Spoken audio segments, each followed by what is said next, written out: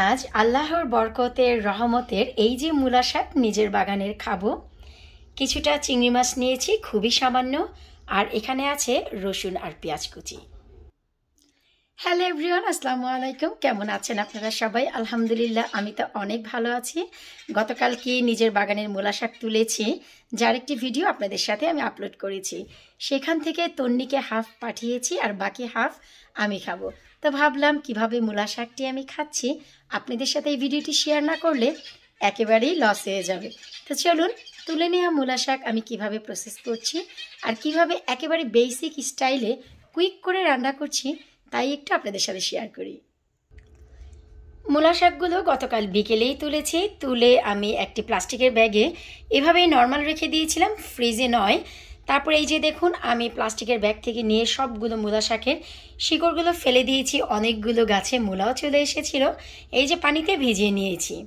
রান্নার জন্য খুবই সামান্য চিংড়ি মাছ নিয়েছি, হরিণা চিংড়ি 1 প্যাকেট নিয়েছিলাম, কিন্তু দেখলাম যে 1 প্যাকেট পরিমাণে অনেক হয়। আজাদ বর্তমানে চিংড়ি মাছ খায় না, তাই কিছুটা আবার তুলে রেখেছি বরফ অবস্থাতেই। ডিস্টল হওয়ার আগেই আমি তুলে রাখি, ডিস্টল হলে সেটি আমি সম্পূর্ণ নিয়ে নেই, কারণ ব্যাকটেরিয়া জন্মায়। তো ভাবলাম যে মূলা শাক যেহেতু নিজের গার্ডেনের, আজাদ তো খাবেই, তাই অল্প চিংড়ি নেই, আমি চিংড়িটি খাবো, আজাদ হয়তো বা শাক খেতে পারবে। আর এই যে সামান্য কিছুটা পেঁয়াজ কুচি আর রসুন কুচি নিয়েছি। এবার হচ্ছে এই শাকগুলো প্রসেস হবে। এরপর এই তো সবগুলো মূলা শাক পরিষ্কার করে ছোট করে টুকরো করে আমি একটি পাত্রে দিয়ে স্টিম করে নিচ্ছি, লবণ, পেঁয়াজ, কাঁচামরিচ এবং কোনো পানি ছাড়াই। এতে করে দেখা যায় অনেক সময় শাক রান্না করলে বেশি রান্নার কারণে সবুজ কালারটি হলদেটে হয়ে যায়। স্টিম করে নিলে সেই ভয়টি একেবারেই থাকে না। এই তো শাক থেকে যে পানিগুলো উঠেছে সেই পানিগুলো দিয়েই আমরা স্টিম করে নিচ্ছি। এর থেকে আর বেশি স্টিম করব না, কারণ আমরা আবার শাকটিকে বাগার দিব। অবশ্যই এই পানিটি বাগারের সাথে দিয়েই শাকটিকে বাগার দিতে হবে, যেন এই পানিটি ফেলানো না যায়, কারণ এটি কিন্তু শাকের পানি সম্পূর্ণ পুষ্টিগুণ এখানেই আছে। অনেকে মনে করে যে স্টিম করার পর পানিগুলো ফেলে দেওয়া হয়, না, পানিগুলো সহই আমি ডিপ ফ্রিজ করি, যদি প্রিজার্ভ করি, আর খাওয়ার সময় পানিগুলো সহই আমি বাগার দিয়ে নিই। এরপর অন্যদিকে একটি পাত্র বসিয়ে আমি তেল দিয়ে নিয়েছি, তাতে আমি এই যে রসুন আর পেঁয়াজ কুচি করে নিয়েছিলাম তা দিয়ে দিচ্ছি। এবার ভালো করে আমি ব্রাউন করে ভেজে নেব।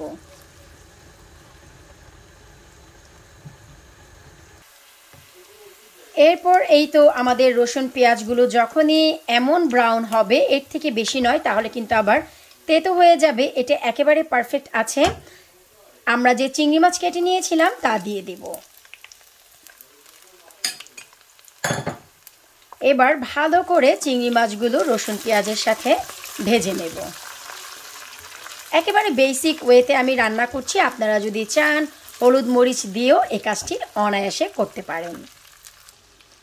এই তো আমাদের চিংড়ি মাছগুলো যখনই এমন লালচে হয়ে যাবে, এর থেকে বেশি আর আমি ভাজছি না, তাহলে একেবারে রাবারি আর শক্ত হয়ে যাবে।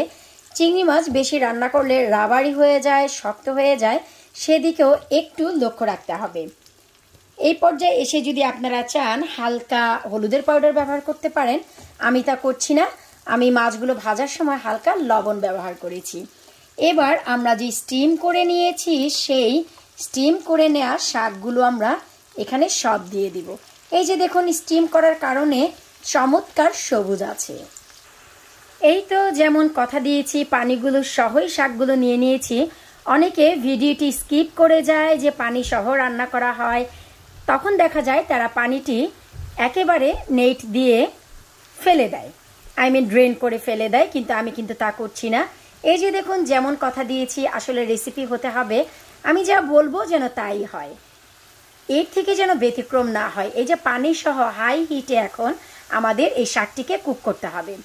আমাদের চুলার তাপমাত্রা যদি লো থাকে তবে কিন্তু শাকটি হলদেটে হয়ে যাবে, হাই হিটে যদি জ্বালান তবে কিন্তু শাকের কালার অক্ষুণ্ণ থাকবে।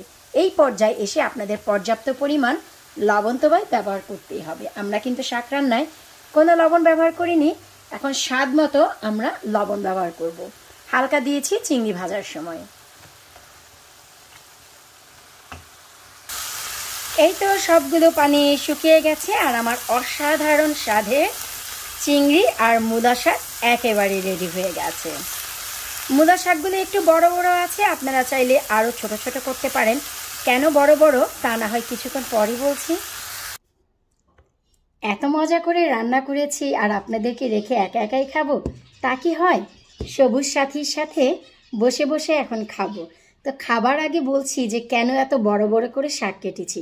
ভাই সকালবেলা আমানকে স্কুলে দিয়ে আলডিতে গিয়েছি, ঘরোয়া শপিং করেছি, টেস্কোতে গিয়েছি, ঘরোয়া শপিং করেছি, বিএনএমে গিয়েছি, সামারে সামনে বাড়ির সামনে লাগানোর জন্য ফুল নিয়ে এসেছি, মাটির বস্তা আরও 4টা নিয়ে এসেছি, আরও 200 লিটার কম্পোস্ট নিয়ে এসেছি। তারপর বাসায় এসে আমেনাকে খাইয়েছি। তারপর হচ্ছে এই শাকগুলো ক্লিন করে ছোট ছোট করার মতো এনার্জি ছিল না, তাই আমি এমন বড় করে কুইক করে কেটে নিয়েছি বেসিক শাক রান্না করার জন্য।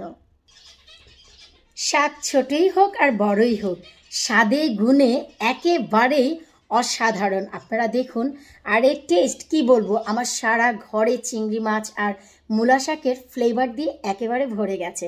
তো চলুন একটু খেতে খেতে বলছি কেমন হয়েছে। এ হচ্ছে আল্লাহর রহমত, আল্লাহর নেয়ামত, রিজিক, যা এখনো পর্যন্ত মানুষ গার্ডেনিং শুরু করতে পারেনি মে মাসে, সেখানে আমি আমার গার্ডেন থেকে তুলে মূলা শাক খাচ্ছি। আপনারাই বলুন, রিজিকে ছিল বলে খেতে পারছি। যতই আলহামদুলিল্লাহ বলি, মাশাল্লাহ বলি, মাশাল্লাহ বলি, আসলে কম হয়ে যায়। এত বেশি ভালো লাগে যে কি বলবো। বিসমিল্লাহ।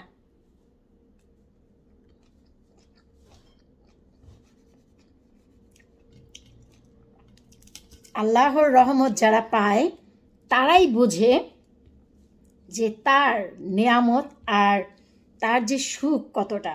আমি ঠিক ততটাই ফিল করছি। মানে নিজের গার্ডেনের, তাছাড়া সাথে শুকনো মরিচ অসাধারণ। আপনারা চাইলে যখন বাঘার দেন রসুন পেঁয়াজের সাথে শুকনো মরিচ দিতে পারেন।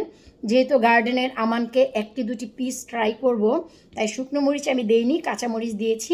খাওয়ার সময় একটু নিয়ে নিচ্ছি। আর এই যে শুকনো মরিচ আমার আমি ভেজে বয়ম ভরে রেখেছি, তার খুব ফেভারেট।